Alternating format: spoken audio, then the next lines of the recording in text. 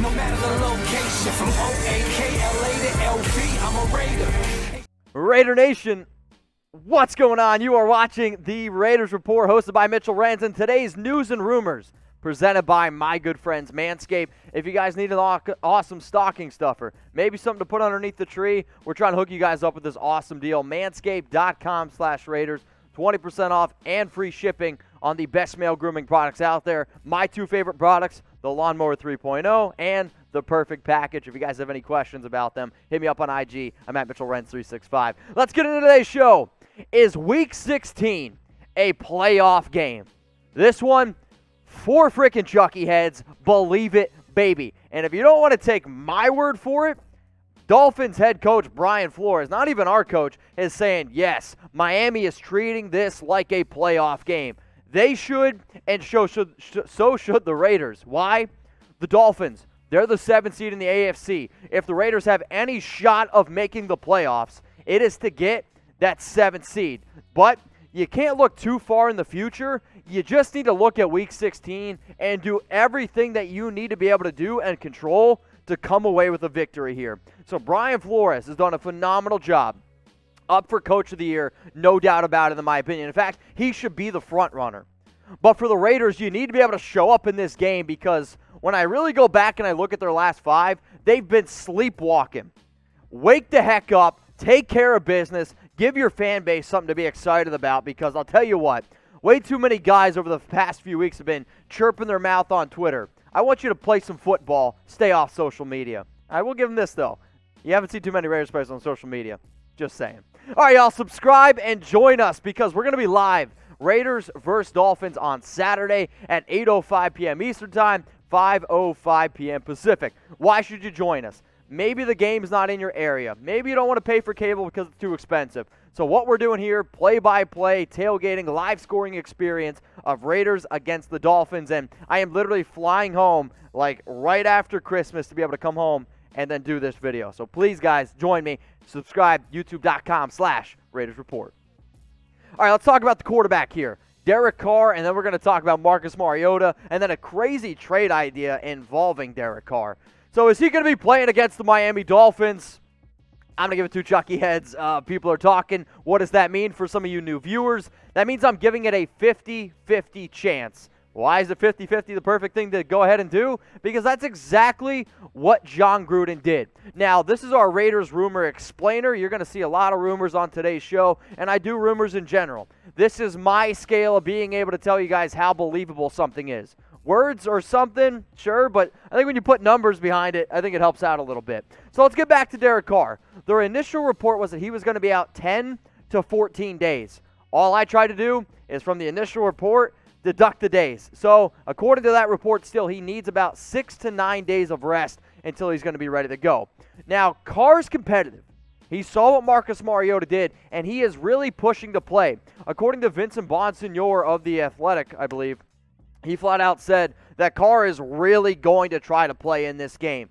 I don't blame him. And if Carr is fully healthy, maybe you roll the dice, maybe you throw him out there. This is what he's done this season. 3,396 passing yards, a 24-7 touchdown interception ratio. Yes, he's got 8 fumbles. He leads the league. 68.1% completion percentage. The Miami Dolphins are one of the best teams in the league, if not the best team in terms of secondary, and I'd be curious to see how Carr is able to do against Xavier Howard and Byron Jones. So what do y'all think here? Will Carr play versus the Miami Dolphins? I want you to type Y for yes, or I want you to type N for no. Derek, I know you always watch the Raiders Report. I appreciate that you do watch, and if you want to get your votes in as well, go down in the comment section, Y for yes or N for no. All right, the next thing we're going to talk about is, should the Raiders go out and start Marcus Mariota this upcoming week? I'll tell you what, man. I'm going to go with 4 Chucky heads, and this one is believe it, baby, for me. Do I want to see Carr fully healthy? Yes. I just don't think that he is going to be 100% healthy, and I don't want to further injure him for next season, for the years beyond that, because as much as I was impressed with Mariota, the future of the Raiders, I still believe, is in Derek Carr's hands. But hear me out here. You might as well see what Mariota's got. You just got to find out what he's got, because what he showed the past week, I want to see more of it. So hear me out here. Let's say he plays well. He plays well, then maybe you end up bringing him back as an option. If he plays well, you might be able to get more trade value for him. And if he plays well, then he's actually going to earn his money. If he doesn't play well, okay, then guess what? You wipe your hands clean. You don't keep him for next season. $10.1 million you end up saving. The bottom line is this. I was excited to see what he did against the Chargers. However, as soon as he came in, I said don't be surprised if he has a good game because Los Angeles planned for Carr the entire game. Then you get a totally different quarterback in Marcus Mariota. So play him this week. Play him week 17. See what you got because I don't want to be dealing with the who do we keep, Derek Carr or Marcus Mariota debate in the offseason. Let's see what he's got. So who should start against the Miami Dolphins? Type MM for Mariota or type DC for Derek Carr. You guys know where I weigh in on this. I'm typing my MM, but hey, this show is about y'all. I made this show not for recognition, not for players to watch. I made this show for the nation, and I could care less whether or not players like me or not. Remember, this show is for y'all. MM for Mariota or type DC for Derek Carr. I'll tell you what, man, Marcus Mariota was playing silky smooth, running all over the Chargers, 9 carries, 88 yards, and a rushing touchdown. But you know what? Couldn't quite get across the finish line, and I'm hoping the Raiders can get across the finish line this upcoming week and for the rest of the season. If you find yourself getting stuffed right before getting into the end zone, it's maybe because your girl looks down there and is like, yeah, that ain't going to work. Go ahead, get the perfect package at Manscaped. They're today's sponsor. How do you get it? Manscaped.com/Raiders. I'm going to say it again. Manscaped.com/Raiders. 20% off and free shipping. The Lawnmower 3.0. Best way to clean your downstairs. Plus, the most comfortable boxers you'll ever have. A carrying case. I am going to be taking this carrying case on my trip home to Pennsylvania. Ball deodorant. I'll tell you what, sex feels great. Balls, though, ball deodorant, not sweating, feels even better. How about the smell? Smell matters, okay? Ball toner.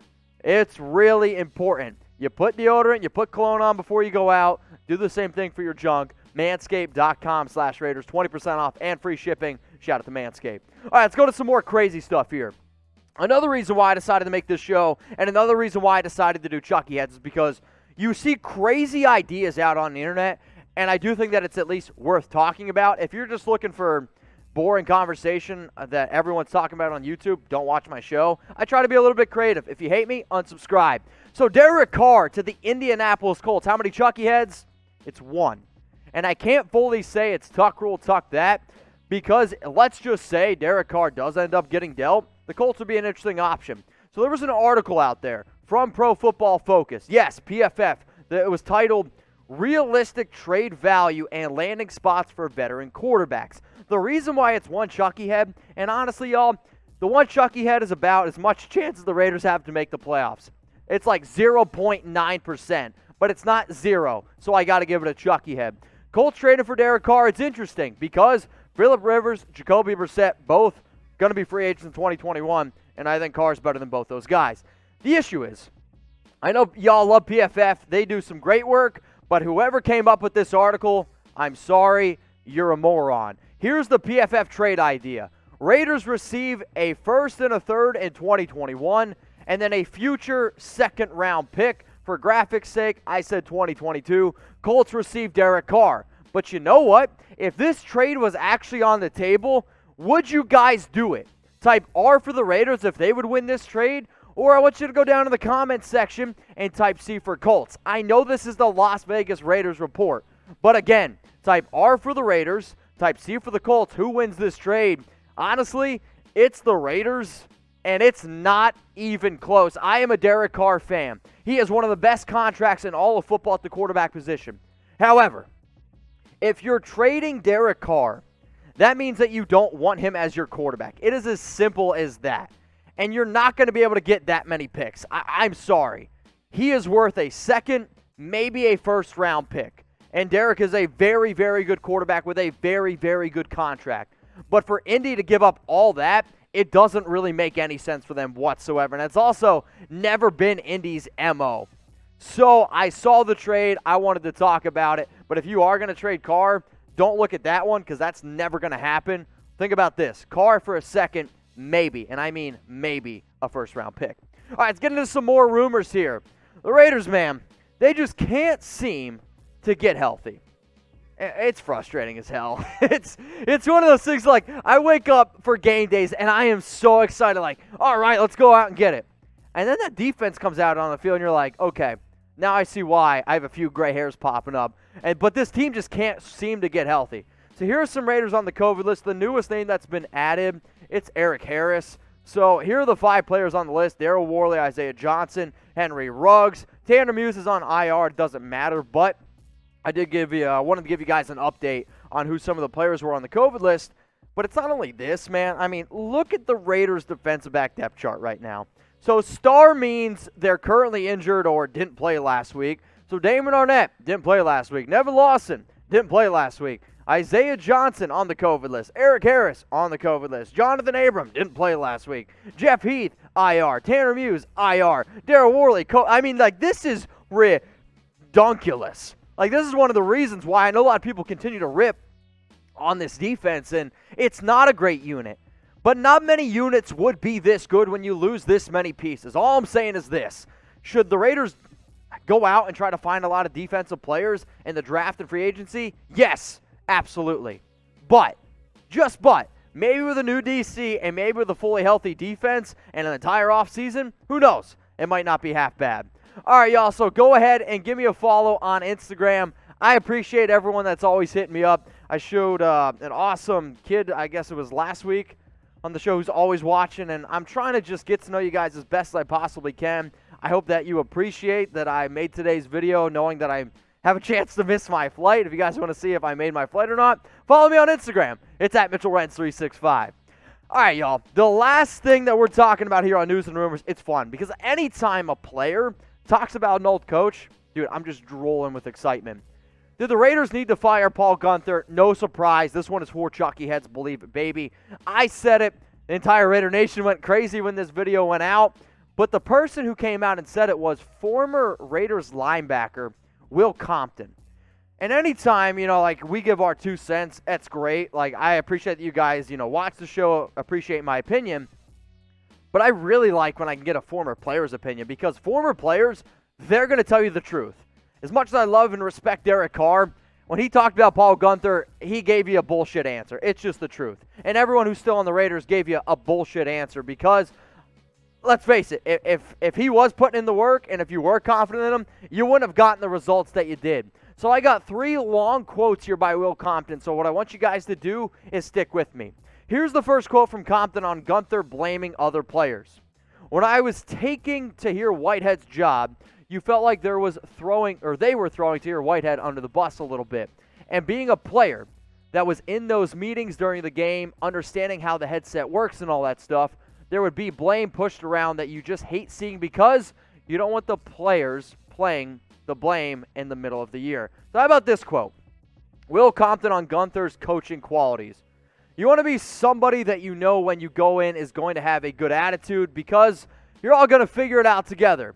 You want a coach that when bad stuff happens that you see take blame. I don't want to get into it too much, but in my opinion, Paul Guenther didn't check a lot of those boxes. Here's the last quote from Will Compton on Guenther's preparation. There would be times where communication would be off kilter. There would be a jam in the middle of communicating throughout the week. There was a lot of stuff you didn't understand why we did things. An entire game plan was open on game day, whether or not you worked on it during the week. And when I saw these quotes, man, I really thought it makes a lot of sense why you see so often the Raiders just break down in the secondary, and you're like, how the hell is that guy open by 20 yards? It's because we always say it, you can see how confusing it is. Guys don't know their responsibilities. Now, as soon as this move happened, I made a top 10 defensive coordinator list for Guenther. If you guys haven't seen it yet, please go check it out. I want you to go in the comments, see who you guys want as the Raiders' next DC. But honestly, for those of you that haven't seen it yet, it probably just tells me that you haven't subscribed yet. So if you made it this far in the video, you like what we're doing here, go down underneath the video and click that big red button that says subscribe.